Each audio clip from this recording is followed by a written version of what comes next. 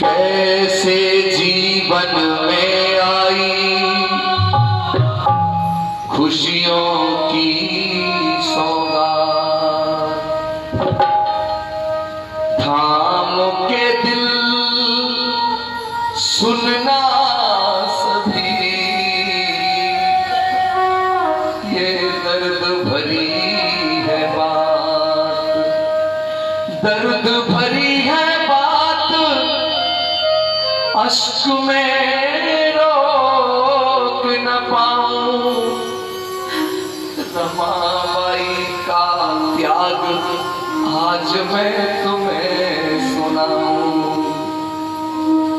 आज मिला जो सुख धन वैभव और मिला सम्मान, त्याग छिपा है इसमें रमा का, सुनना देकर ध्यान, रमा का त्याग बताऊं, भीम की महिमा गाऊं।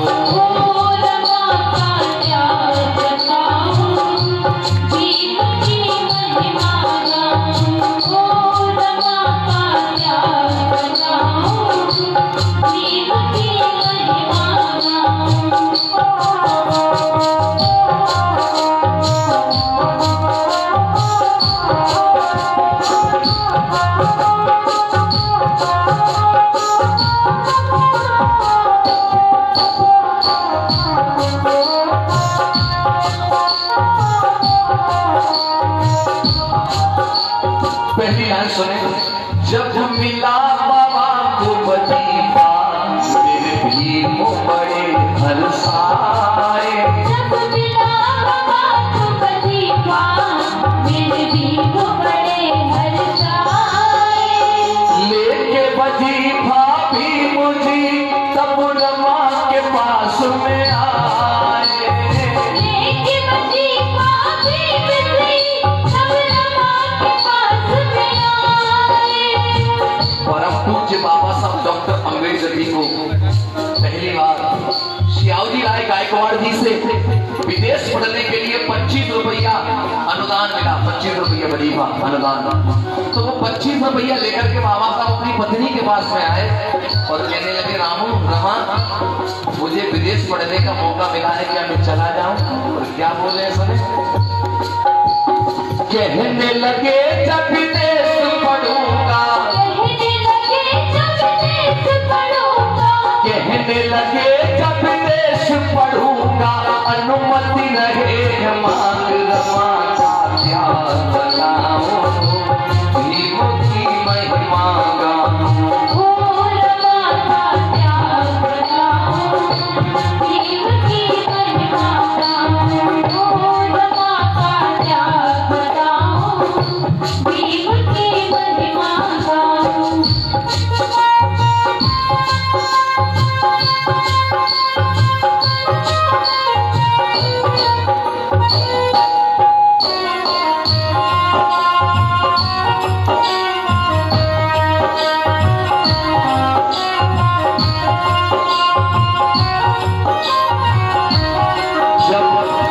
परम पूज्य बाबा साहब डॉक्टर अम्बेडकर जी को पहली बार 25 रुपया अनुदान वजीफा मिला विदेश पढ़ने के लिए, तो अपनी पत्नी से कहने लगे, मैं विदेश में पढ़ने के लिए जाना चाहता हूँ, चला जा।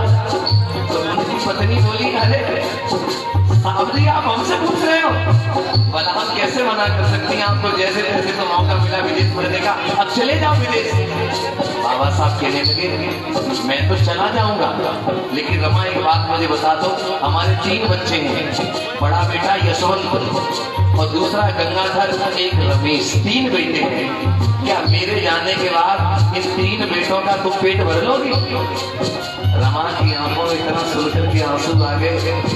रमा कहने लगी, साहब आप चिंता मत करो, मैं मेहनत मजदूरी करूंगी, बच्चों का पेट भर लूंगी, लेकिन तुम विदेश चले जाओ पढ़ने के लिए, आप बिल्कुल भी चिंता मत करो बच्चों की। तब बाबा साहब अपनी पत्नी से आज्ञा लेकर के विदेश पढ़ने के लिए माता बहन चले जाते हैं। और जब विदेश में पहुंचे बाबा साहब पढ़ने के लिए, तो क्या करते हैं सुनो। भीम पढ़ाई की खातिर संघर्ष करे दिन राती। भीम पढ़ाई की खातिर संघर्ष करे दिन राती।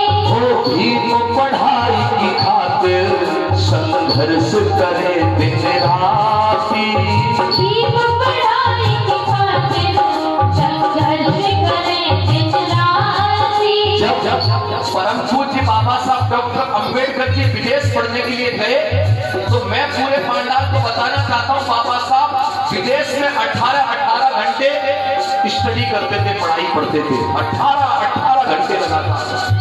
और विदेश में बाबा साहब को खाने के नाम पर माता बहनों कभी कभार एक छाग एक टाइम ही खाकर के पेट भरते थे और ब्रेड के टुकड़े खाकर के कभी कभार बाबा साहब को अपना पेट भरना पड़ता था। उधर विदेश में परम पूज्य बाबा साहब अपनी पढ़ाई के लिए दिन रात संघर्ष कर रहे हैं। इधर माता रमाबाई घर में क्या कर रही है सुनो। अरे भीम पढ़ाई की खातिर संघर्ष करे दिन राती। भीम पढ़ाई की खातिर संघर्ष करे दिन राती। घर में रमा और बच्चे पर चले दिया ना बाती। घर में रमा और बच्चे पर चले दिया ना बाती। रमाबाई मुंबई की गलियों में जाती हैं, गोबर इकट्ठा करती हैं, गोबर को फिर कंडे उपले बनाती हैं, उनको सुखाने के बाद गली गली बेचती है। सब जो पैसे आते हैं माता बहनों तब बच्चों का कहीं पेट भर पाता है। और कभी कभार तो ऐसा भी हो जाता है कि काऊ दिन रोटी मिल जाए तो, काऊ दिन रोटी मिल जावे तो, काऊ दिन रोटी मिल जाए तो, काऊ दिन मिल जाए साग रमा का प्यार बताओ, भीम की महिमा गाओ। ओ रमा का प्यार बताओ, भीम की महिमा गाओ। ओ रमा का प्यार बताओ, भीम की महिमा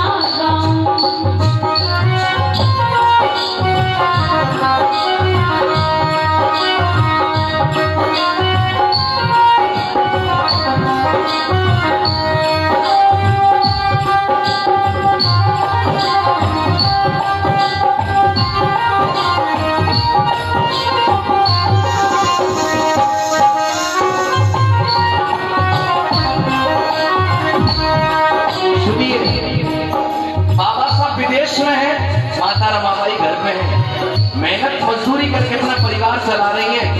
इसी दरमियान क्या होता है कि माता रमाबाई के 2 बच्चे गंगाधर और रमेश बारी बारी करके बीमार हो जाते हैं। माता बहनों बाबा साहब के 2 बच्चे जब बीमार हो गए तो बेचारी रमा, यही रमा घबराने लगी, अपने बच्चों का इलाज करवाने के लिए वैद्यों के पास जाती है। कहती है वैद्य जी मेरे बच्चे बहुत बीमार हैं, मेरे बच्चों का इलाज कर दो। तो पता है ये वैद्य लोग धुतकार देते हैं, अरे चल जा, तू नीच अछूत है, हम तेरे बच्चों का इलाज नहीं करेंगे, हम तेरे बच्चों का इलाज नहीं करेंगे। तो रमा रोती है, कहती है ना वैसे अगर मेरे बच्चों को इलाज नहीं मिला तो मेरे बच्चे मर जाएंगे। तब कोई वैद्य कहता है हाँ हम तेरे बच्चे का इलाज करेंगे, तेरे पास पैसे हैं? तो ये बेचारी रमा रो करके कहती है कि मेरे पति परदेश गए हैं, जब लौट करके आएंगे तो मैं पाई चुका दूंगी, अभी मेरे बच्चों को दवा दे दीजिए। माता बहनों लेकिन लोगों ने दवा नहीं दी। रमाबाई के 2 बच्चे दवाइयों के अभाव में बीमारी के कारण जब उनको इलाज नहीं मिला तो बाबा साहब के दोनों बच्चों ने बारी बारी करके अपना दम तोड़ दिया।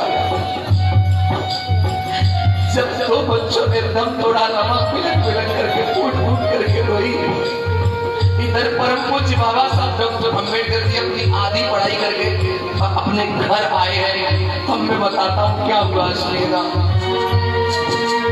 आधी पढ़ाई पढ़ के जब भी लौट कर आए, आधी पढ़ाई पढ़ के जब भी लौट कर आए, आधी पढ़ाई पढ़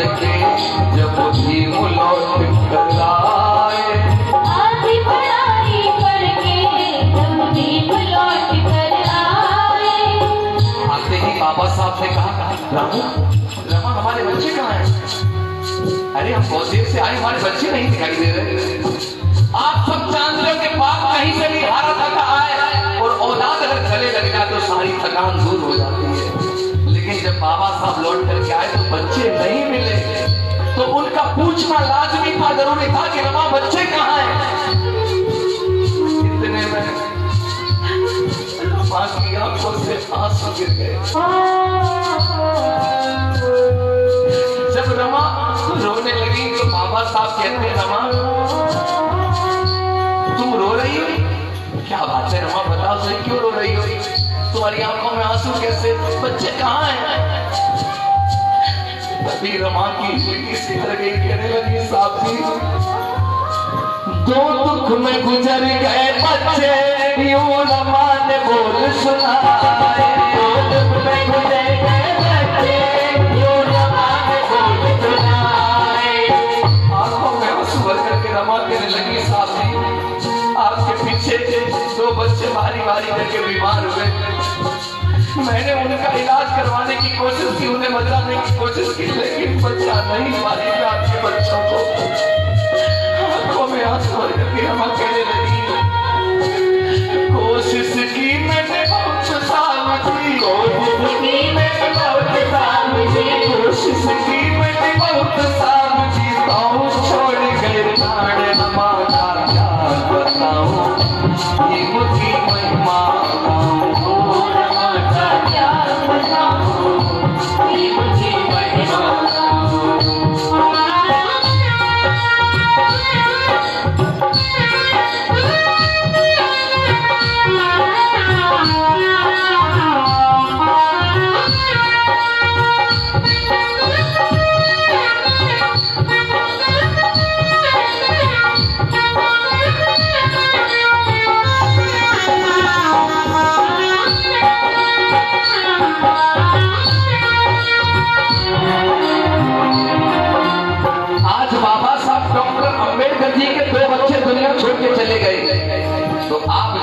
बाबा साहब को कह रहे थे, अरे ये डॉक्टर अम्बेडकर तो वजीफा की वजह से पढ़ करके आए हैं, इन्हें वजीफा मिला इसके लिए पढ़ रहे हैं। सब बाबा साहब, यही बाबा साहब माता बहनों अकेले में बैठे रो रहे थे और कह रहे थे, ए दुनिया के लोगों तुम क्या समझोगे मेरी पढ़ाई की कीमत? वो वजीफा अनुदान कीमत नहीं है। अगर कीमत पूछना चाहते तो मेरे दो बेटे गंगाधर और रमेश जो बलिदान हो इस पढ़ाई के लिए, यही मेरी कीमत है पढ़ाई की। लेकिन आप ये भी जानते हो कि घर में कोई मर जाए तो क्या उसके साथ में कोई मर जाता है? इंसान जीता है। बाबा साहब भी जीने लगे, वक्त ने करवट लिया और थोड़े दिनों के बाद क्या हुआ, बाबा साहब के मित्र दोस्त जिनका नाम था नवल भटेना जी, नवल भटेना जी बाबा साहब से आकर के मिले और बाबा साहब को कहने लगे कि बाबा साहब आपकी आधी पढ़ाई हो गई है, आधी रह गई है, तो अधूरी पढ़ाई को पूरा करने के लिए तो दोबारा विदेश क्यों नहीं चले जाते? बाबा साहब ने कहा मेरे पास पैसे नहीं है, मैं कैसे जाऊं पढ़ने के लिए विदेश? तब उस जमाने में नवल भटेना जी ने बाबा साहब अम्बेडकर को विदेश पढ़ने के लिए अधूरी पढ़ाई को पूरा करने के लिए 5,000 रुपया बाबा साहब अम्बेडकर को मदद के रूप में दिया। तब वो 5,000 रुपया लेकर के बाबा साहब अपनी पत्नी को ये बोल करके फिर चले गए कि रमा आधी पढ़ाई को पूरा करने के लिए मैं विदेश जा रहा हूँ, रमा तुम सब कुशल ठीक से रहना, हालचाल देती रहना। तब तुम बंधुओं बाबा साहब जब दोबारा गए उस समय की घटना आप लोगों को बता रहा हूँ क्या हुआ। जाने के बाद बाबा घर बेटी का जन्म हुआ है, जाने के बाद बाबा घर बेटी का जन्म हुआ है, जाने के बाद बाबा घर बेटी का जन्म हुआ है, जाने के बाद बाबा घर बेटी का जन्म हुआ है। बाबा को मिली सूचना तब इंदू नाम रखा है, बाबा को मिली सूचना तब इंदू नाम रखा है। जब बाबा साहब अम्बेडकर दोबारा विदेश पढ़ने के लिए गए तो उनके जाने के बाद उनके घर में माता रमाबाई की कोख से एक बेटी जन्मी। बाबा साहब को पता लगा तो बाबा साहब ने अपनी बेटी का नाम रखा इंदू। क्या रखा?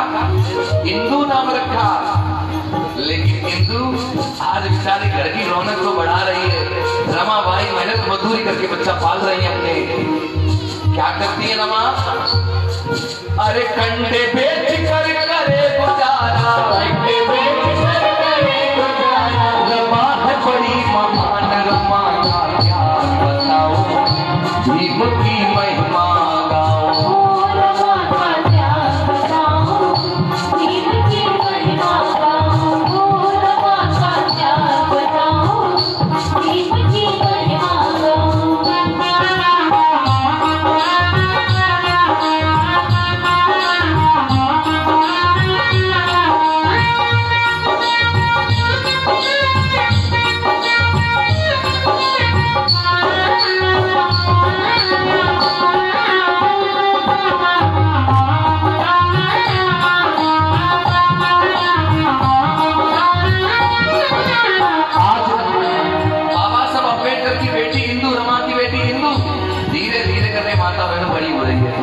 और बेटी की उम्र साल भर की हो गई, 1 साल की हो गई बिटिया।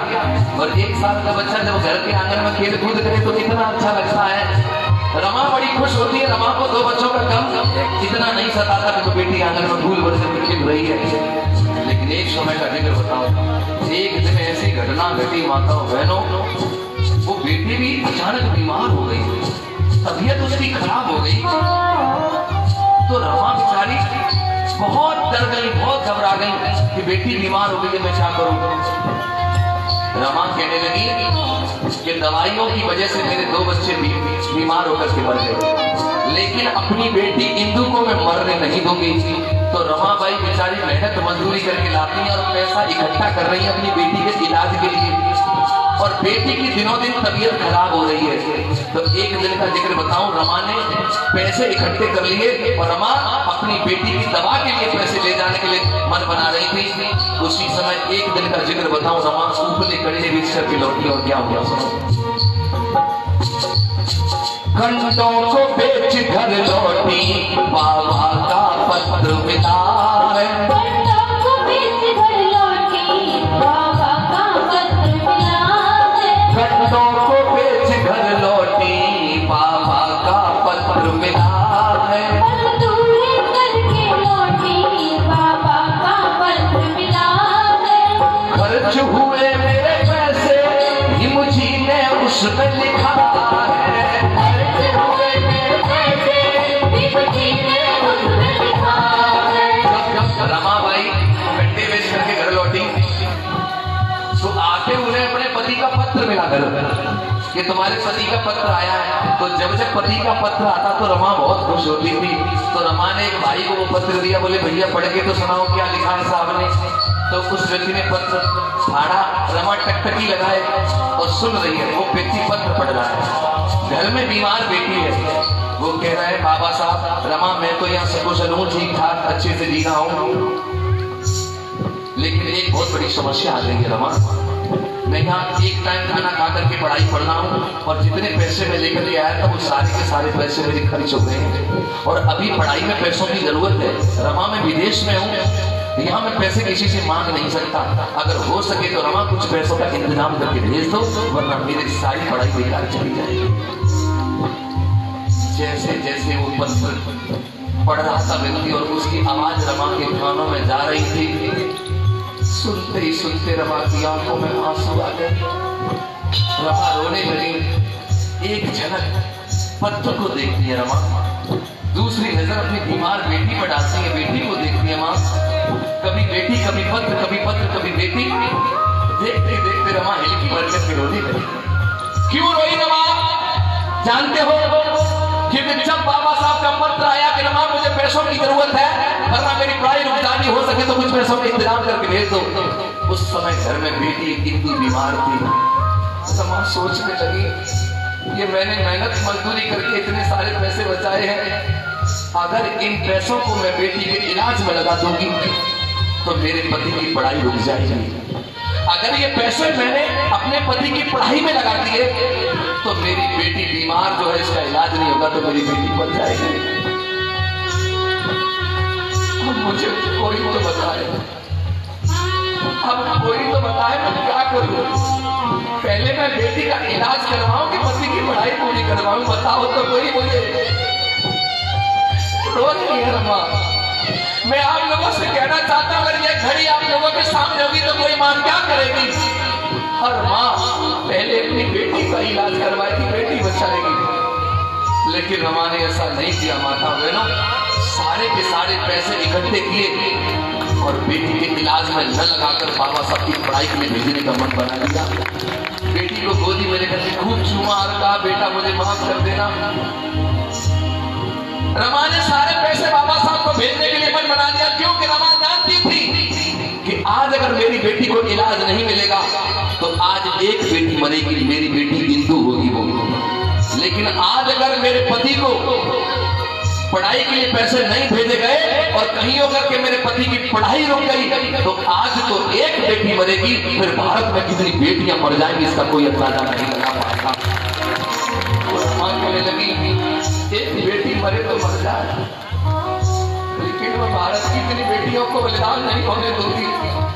तो माता और बहनों, रमा ने जितने भी पैसे इकट्ठे किए थे वो सारे के सारे पैसे रमा ने अपनी बेटी के इलाज में नहीं लगाए, वो सब पैसे अपनी पति की पढ़ाई में लगा दिए। तो पता है जब बीमार बेटी को इलाज नहीं मिला माता बहनों, तो बाबा साहब की लाडली बेटी इंदू ने घर के आंगन में अपना दम तोड़ दिया। जब बेटी ने दम तोड़ दिया तो एकदम उठ करके रमा सर पटक पटक करके रोने लगी। अरे मैं तुम्हें पूछना चाहता हूं, पंडाल में बैठे लोगों, क्या तुम्हारी खुशी के लिए कोई अपनी औलाद को बलिदान कर देगा क्या? लेकिन रमा ने अपने कलेजे के टुकड़े को वापस बलिदान कर दिया, अपनी बेटी को ऊपर निछावर कर दी ताकि तुम्हारी बेटियां बच जाए। लेकिन आज धिक्कार ऐसे लोगों को जिन्होंने बाबा साहब की 4 संतानों के बलिदान को भुला दिया। तब मेरा आप लोगों से कहना है, आपकी खातिर रमान देखो, आपकी खातिर रमान देखो, आपकी खातिर रमान देखो, आपकी खातिर रमान देखो। बेटी की बलिदान रमा का क्या बताऊं, भीम की महिमा गाऊं।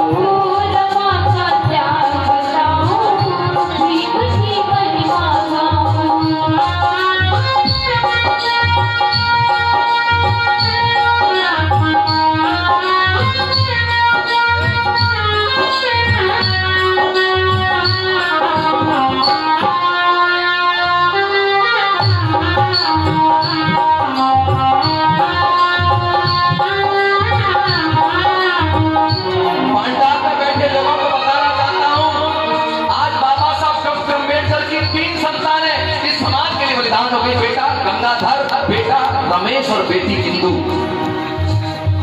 3 संतानें बाबा साहब ने बलिदान कर दी।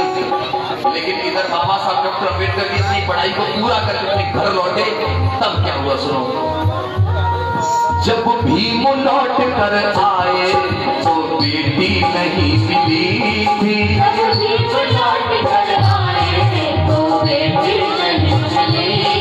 नौकरी का मिला संदेशा ये सोच के रमा हंसी थी, नौकरी का मिला संदेशा ये सोच के रमा हंसी थी। जब बाबा साहब अपनी पढ़ाई को पूरा करके घर लौटे तो उन्हें बेटी नहीं मिली, तो बाबा साहब को बहुत दुख हुआ अपनी बेटी का। लेकिन आते ही बाबा साहब अम्बेडकर को नौकरी मिली, तो रमा सोच रही थी मेरे पति आएंगे, नौकरी करेंगे, अच्छी साड़ी मिलेगी, अच्छा भोजन मिलेगा खाने को, मैं अपने 3 बच्चों का गम भूल जाऊंगी। पता है, लेकिन बाबा साहब ने नौकरी तो की 10 दिन। गुजरात के वडोदरा में बाबा साहब जब नौकरी के लिए गए तो पहले तो बाबा साहब को किराए का जाति की वजह से कमरा नहीं मिला, किसी ने नहीं दिया कमरा।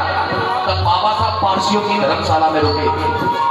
उस धर्मशाला से जब ऑफिस गए पहले दिन तो लोगों को पता लगा कि डॉक्टर अम्बेडकर नाम का नीच अछूत व्यक्ति ऑफिस आ रहा है, तो उसको कुर्सी मेज कोने में पटक दी, चटाई घड़ी करवा दी। जब बाबा साहब आए माता और बहनों कमरे में ऑफिस में, तो बाबा साहब को चपरासी पानी तक की पूछने नहीं आया। एक आया भी चपरासी फाइल लेकर के सिग्नेचर करवाने के लिए, तो अंदर नहीं घुसा, दरवाजे के बाहर खड़ा रहा। उसने फाइल फेंक करके बाबा साहब को दी। बाबा साहब ने सिग्नेचर किया, देगा फाइल को, उन्होंने भी फाइल को फेंक करके दिया। उस व्यक्ति ने हाथ नहीं लगाया, पहले गाय का मूत्र छिड़क के फाइल को शुद्ध किया, उसके बाद फाइल को हाथ लगाया। बाबा साहब जब चले जाते थे तो पूरी ऑफिस को गौमूत्र से धुलवाते थे। रोज भेदभाव बाबा साहब के साथ होता था। 10 दिन कट पाए और 11वें दिन किसी को पता लग गया कि डॉक्टर अम्बेडकर नाम का व्यक्ति, अछूत व्यक्ति, महान व्यक्ति धर्मशाला में रुका है, 10 बार धर्मशाला उसने अपवित्र कर दी है। तो रात में ही कुछ लोग आकर के बाबा साहब का सामान सबका उठाते रोड में पटकते थे, कहते डॉक्टर अम्बेडकर बाहर निकलो। लेकिन ये बाबा साहब रात में हाथ जोड़ करके कहते हैं मेरे भाइयों आज रात रुक जाने दो मुझे, मैं कल दूसरा कमरा देख लूंगा, अपना सामान दूसरी जगह शिफ्ट कर लूंगा, लेकिन आज मुझे रुक जाने दो। लेकिन माता बहनों किसी ने बाबा साहब को रुकने नहीं दिया। सब ये बाबा साहब जो संकल्प भूमि है उसी जगह पर बैठ करके बाबा साहब ने कसम उठाई और कहा कि जब मैं नौकरी करता हूं तो ये लोग मेरे साथ ऐसा भेदभाव करते हैं तो मेरी समाज के साथ कैसा भेदभाव करेंगे ये लोग। बाबा साहब ने संकल्प लिया कि आज के बाद मैं नौकरी नहीं करूंगा, आज से अपना शेष बचा हुआ जीवन अपनी समाज के उत्थान के लिए, कल्याण के लिए लगाऊंगा। अगर मैं अपनी समाज को गुलामी की जंजीरों से आजाद नहीं कर पाया, इनको मान सम्मान की जिंदगी नहीं दे पाया, तो मैं डॉक्टर भीमराव अम्बेडकर अपनी गोली मार करके हत्या करूंगा। बाबा साहब ने समझ लिया। माता बहनों रमा को पता लगा बाबा साहब नौकरी नहीं करेंगे, रमा का दिल टूट गया। लेकिन रमा ने फिर भी कहा साहब जैसा तुम चाहो हम तुम्हारे साथ खड़े हैं। तो बाबा साहब ने कह दिया ना करूं नौकरी कहा भीम ने, ना करूं नौकरी कहा भीम ने, मैं तो देश बचूंगा जान रमा का प्यार बताऊं, भीम की महिमा गाऊं, रमा का प्यार बताऊं, भीम की महिमा गाऊं।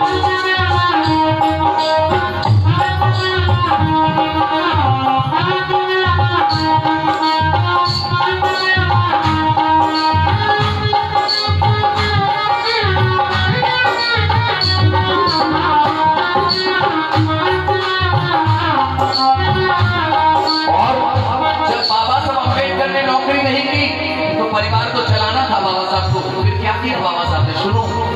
अब करे वकालत बाबा कोई केस नहीं मिलता है, अब करे वकालत बाबा कोई केस नहीं मिलता है। हालात बिगड़ गए घर के तब घर में फूल खिलता है, हालात बिगड़ गए घर के तब घर में फूल खिलता है। बाबा साहब कोर्ट जाने लगे, वकालत करने लगे। पूरा दिन माताओं बहनों अपने बस्ते पर बैठे रहते थे, लेकिन एक भी व्यक्ति अपना केस लेकर के नहीं आता था जाति की वजह से।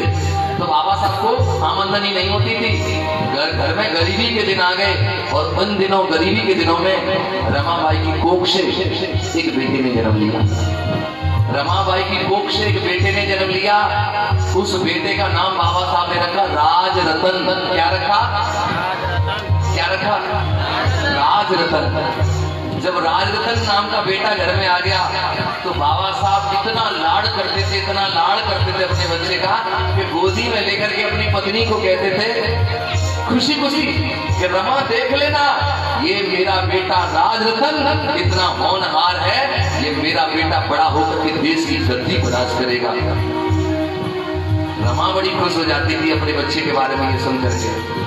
आज माता रमाबाई का बाबा साहब का बेटा धीरे धीरे करके बड़ा हो रहा है माता बहनों, और बेटे की उम्र 10 महीने की हो गई। 10 महीने का बेटा। एक समय की घटना, बहुत दर्द भरी घटना। बाबा साहब कोर्ट में हैं किसी केस को लेकर के, और बाबा साहब अम्बेडकर का जो बेटा है राजरतन, अचानक माताओं बहनों पता नहीं घर में ऐसा क्या हुआ, तो वह अचानक माताओं बहनों बहुत बीमार हो गया। 10 महीने का बेटा अचानक बीमार हो गया तो रमा बड़ी घबरा गई। रमा ने एक व्यक्ति को कहा कि जाओ कोर्ट में मेरे पति को कहो कि साहब जी आपका बेटा अचानक बीमार हो गया और आपको याद किया है। तो एक व्यक्ति दौड़ा बाबा साहब के पास जाता है। सुनिए क्या हुआ। एक दिन की दुखद कहानी, एक कोर्ट में व्यक्ति आया। एक दिन की दुखद कहानी, एक कोर्ट में व्यक्ति आया। एक दिन की दुखद कहानी, एक कोर्ट में व्यक्ति आया। राजरतन दम तोड़े ये आकर उसने बताया। राजरतन दम तोड़े ये आकर उसने बताया।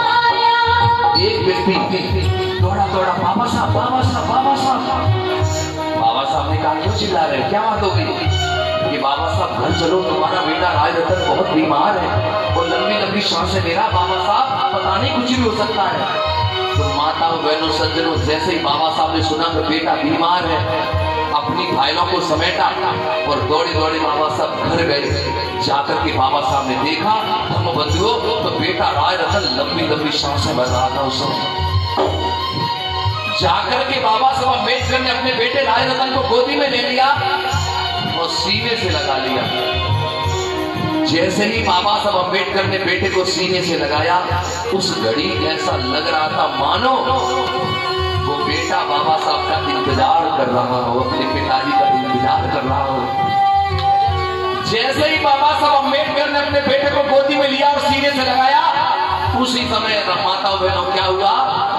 जाके भीम ने लिया है गोदी, जाके भीम ने लिया है गोदी, जाके भीम ने लिया है गोदी, वो जाके भीम ने लिया है गोदी। अरे उसने छोड़े प्राण रमा का प्यार बताऊं, भीम की महिमा गाऊं। ओ रमा का प्यार बताओ, भीम की महिमा गाओ। ओ रमा का प्यार बताओ, भीम की महिमा गाओ। जैसे ही बच्चे ने दम तोड़ा, बाबा साहब कहने लगे कि रमा रमा देखो तो सही है, बच्चा हमारा बोल क्यों नहीं रहा, तो ये रो क्यों नहीं रहा? जैसे ही रमा ने बच्चे को अपनी गोदी में लिया, देखा कि बच्चे ने दम तोड़ दिया, एकदम चीख करके माता रमाई रोने लगी। बोले साथी अब तो बस करो, साथी अब तो बस करो, साथी तुम्हारी समाज सेवा ने धीरे धीरे करके मेरे 4 बच्चों को निकल लिया कि आप नहीं बस करो। अब और सहन नहीं होता साहब जी, मैं क्या करूं? मेरे धीरे धीरे करके 4 बच्चे चले गए। जब रमा रो रही थी तो बाबा साहब कह रहे थे रमा चुप हो जाओ, रमा चुप हो जाओ। रमा मैं जानता हूं एक माँ के 4 बच्चे मर जाए तो उसके दिल पे क्या बीतेगी, लेकिन रमा तुम्हारे तो अभी 4 ही बच्चे मरे हैं, लेकिन मैं समाज के जब सैकड़ों बच्चों को दम तोड़ते हुए देखता हूँ तब मुझे कोई तसल्ली बताने वाला नहीं होता है रमा। तभी रमा को याद आ गई है, कहने लगी साहब जी आप मुझसे कहते थे हमारा बेटा राज रतन देश की गद्दी पर राज करेगा, साहब जी आप कहते थे ना मुझसे। आज मैं पूछना चाहती हूँ साहब जी, क्या मेरे बेटे को देश की गद्दी पर राज कराओगे? बताओ। इतना संकर के आंसू गिर गए बाबा साहब की आंखों से। हाँ रमा मैं कहता था, लेकिन रमा मरा हुआ बेटा देश की गद्दी पर राज नहीं कर सकता रमा। बाबा साहब ने कहा रमा आज मैं तुम्हारे आंसुओं की सौगंध खा कर कहता हूँ, बच्चे की लाश को साक्षी मान करके वचन लेता हूँ रमा, मैं दुनिया में ऐसा काम करके जाऊंगा। अरे जब भी किसी रमा की कोख से कोई बेटी हिंदू पैदा होगी या बेटा राज रतन पैदा होगा तो देश की गद्दी पर राज करेगा, देश की गद्दी पर राज करेगा। आज रोए रमा बेचारी कर मुझको दुख मिला है, आज रोए रमा बेचारी कर मुझको दुख मिला है। मेरे 4 बिछुड़ गए बच्चे ना मुझको सुख मिला है, मेरे 4 बिछुड़ गए बच्चे ना मुझको सुख मिला है। कहे भी मुझे चुप हो जाओ, कहे भी मुझे चुप हो जाओ। मैंने दुखड़ा लिया जान रमा का प्यार बताऊं, भीम की महिमा गाऊं। ओ रमा का प्यार बताओ, भीम की महिमा गाओ। आज बाबा साहब डॉक्टर अम्बेडकर जी अपनी पत्नी को दिया हुआ वचन निभाने के लिए दिन रात परिश्रम करने लगे, दिन रात संघर्ष करने लगे, मेहनत करने लगे, क्योंकि बाबा साहब आपके चेहरों में मुस्कान देखना चाहते थे, बाबा साहब आपके घरों में खुशियां देखना चाहते थे। जब ये बाबा साहब अम्बेडकर तुम्हारे लिए संघर्ष कर रहे थे तो कई बार बाबा साहब पर हमला हुआ, बाबा साहब को मारने की साजिश रची गई। जब उनकी पत्नी को पता लगा कि मेरे पति को मारने की साजिश रची जाती है, तो बाबा साहब अम्बेडकर की पत्नी भी इसको सहन नहीं कर पाई और धीरे धीरे करके उनको भी रोग लग गया। बाबा साहब अम्बेडकर अपनी पत्नी का इलाज करवाते हैं, आप लोगों की चिंता भी करते हैं, लेकिन माता और बहन दोनों में से बाबा साहब एक चीज हार गए, अपनी पत्नी को बाबा साहब बचा नहीं पाए। यही बाबा साहब अम्बेडकर की पत्नी माता रमाबाई 27 मई सन 1935 को 37 वर्ष 3 महीना 20 दिन की होकर के अपना दम तोड़ करके सदा सदा के लिए बाबा साहब को छोड़ के चली गई। यही रमा की जब उम्र 37 वर्ष की थी, मैं पूछना चाहता हूँ 37 साल की कोई उम्र होती है क्या? लेकिन वो रमा अपने 4 बच्चों का बलिदान, अपना बलिदान देकर के चली गई। माता और बहनों, मैं आप लोगों को एक बात कहना चाहता हूँ, बाबा साहब अम्बेडकर जब अपनी पत्नी दुनिया से चली गई, लेकिन बाबा साहब अम्बेडकर को मौका मिला, और जब बाबा साहब अम्बेडकर के हाथों में कलम आई और देश का संविधान लिखने का मौका जब मिला, तो बाबा साहब ने अपनी पत्नी को दिया हुआ वचन निभाया। कौन सा वचन? बाबा साहब अम्बेडकर ने जो मान सम्मान पाया उसकी वसीयत लिख डाली, विरासत लिख डाली। बाबा साहब अम्बेडकर ने जो शिक्षा पाई उसकी वसीयत लिखी। बाबा साहब डॉक्टर अम्बेडकर ने जो मान सम्मान पाया उसकी वसीयत लिखी। जो बाबा साहब ने जीवन में अचीवमेंट किए, जो प्राप्त किया, उसकी वसीयत लिख डाली। जानते हो वो वसीयत क्या है? अगर तुम में से कोई बाप होता तो अपनी औलाद का नाम लिख देता उस वसीयत में, लेकिन बाबा साहब डॉक्टर अम्बेडकर ने उस वसीयत में अपनी औलाद का नाम नहीं लिखा। उस वसीयत में बाबा साहब अम्बेडकर ने आप लोगों का नाम लिखा, आप सब लोगों का नाम लिख दिया। जानते हो वसीयत क्या है? जानते हो कौन सी वसीयत है? वो वसीयत कुछ और नहीं, वो वसीयत है भारत देश का संविधान। जब तक संविधान जिंदा है तब तक आप लोग जिंदा हो। संविधान में सब कुछ बाबा साहब ने आपको दिया। बाबा साहब के पत्नी 4 बच्चे चले गए, लेकिन एक बेटा बचा केवल, माता और बहनों, बड़ा वाला यशवंत, एक ही बेटा बचा। बाबा साहब अपने बेटे की चिंता भूल गए, लेकिन माता बहनों यही बाबा साहब अम्बेडकर 18 तारीख मार्च का महीना, 18 मार्च सन 1956 को परम पूज्य बाबा साहब डॉक्टर अम्बेडकर जी जब आगरा में आए, रामलीला मैदान में लाल किले के सामने, तो आंखों में आंसू भर करके बाबा साहब रो करके गए थे। बाबा साहब ने कहा था, ऐ बहुजन समाज के लोगों, गरीबों, मैं तो बूढ़ा हो चला, मेरी सांसों का कोई भरोसा नहीं, लेकिन मेरे मरने के बाद आप लोगों से ऐसा निवेदन करना कि मेरी वजह से आज तुम लोगों को ये सब मिला है। मेरे मरने के बाद मेरे मिशन को, मेरे कारवां को आगे ले जाना, इसको पीठ बंदे देना। माता हो गए, लेकिन आज बाबा साहब से सब कुछ ले लिया। घर में सुंदर बीवी और रंगीन टीवी पाकर के लोग भूल गए बाबा साहब का मिशन। अरे काहे के बाबा साहब, कैसे बाबा साहब, क्या रमा और क्या रमा के बच्चे। लेकिन ये कहानी जब मैंने सुनी तो उस रात मुझे नींद नहीं आई। मैंने रमा की फोटो, बाबा साहब की फोटो सामने रखी, आंखों में आंसू भर भर करके मैंने ये कसम खाई कि बाबा साहब, ये दुनिया के लोग तुम्हें अपना पिता स्वीकार करे न करे, लेकिन मैं सूरज आई आपसे आपको अपना पिता स्वीकार करता हूँ और तुम्हारा सच्चा बेटा बनकर के तुम्हारे कर्ज को चुकाने का काम करूंगा। ये मैंने कसम उठाई है अपनी जिंदगी में। उसके सूरज आही जब तक दुनिया में जिंदा रहेगा तो केवल और केवल बाबा साहब के मिशन का काम करेगा, धर्म का प्रचार करेगा, इसके अलावा जिंदगी में कोई तीसरा काम करेगा ही नहीं। अगर ऐसा करते समय मेरी जान भी जाएगी तो मैं हंस करके अपनी जान बाबा साहब के नाम पर बलिदान करूंगा, पीठ नहीं बिठाऊंगा। मैंने अपनी पत्नी को भी बोल रखा है कि जितना प्यार करना है घर में करो, लेकिन घर की चौखट को लांघ दिया तो मैं बाबा साहब का सिपाही हूँ, बाबा साहब का बेटा हूँ। मैं आप लोगों से कहना चाहता हूँ, क्या कमी छोड़ दी बाबा साहब अम्बेडकर ने जो आपको नहीं दिया? अरे तुमने भी तो बाबा साहब डॉक्टर अम्बेडकर जी का नमक खाया है, इसलिए मैं तुमसे कहना चाहता हूँ, अरे निकलो अपने घरों से और बाबा साहब अम्बेडकर के कर्जे को चुकाने का काम करो। कभी आपके हाथ की लाइनों में ये दुनिया त्याग के किससे, ये दुनिया त्याग के किससे, ये दुनिया त्याग के किससे तुम्हें जब जब सुनाएगी।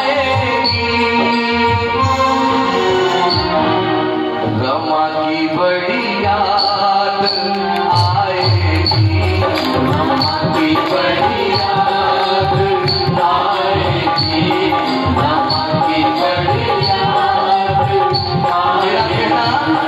कल रमा त्याग ना करती मेरे भीम नहीं पढ़ पाते, भीम नहीं पढ़ पाते, भीम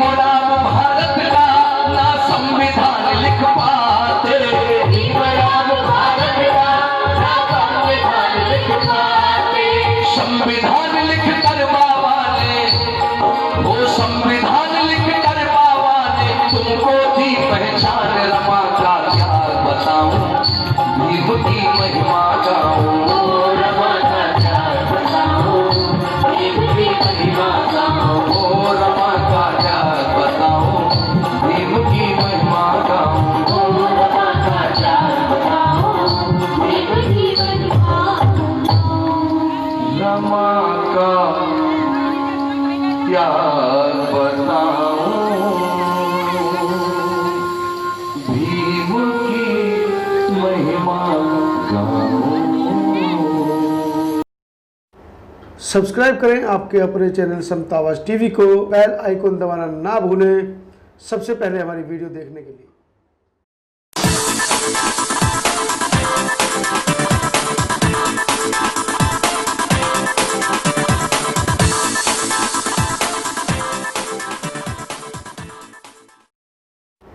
सब्सक्राइब करें आपके अपने चैनल समतावाज टीवी को, बेल आइकन दबाना ना भूलें सबसे पहले हमारी वीडियो देखने के लिए।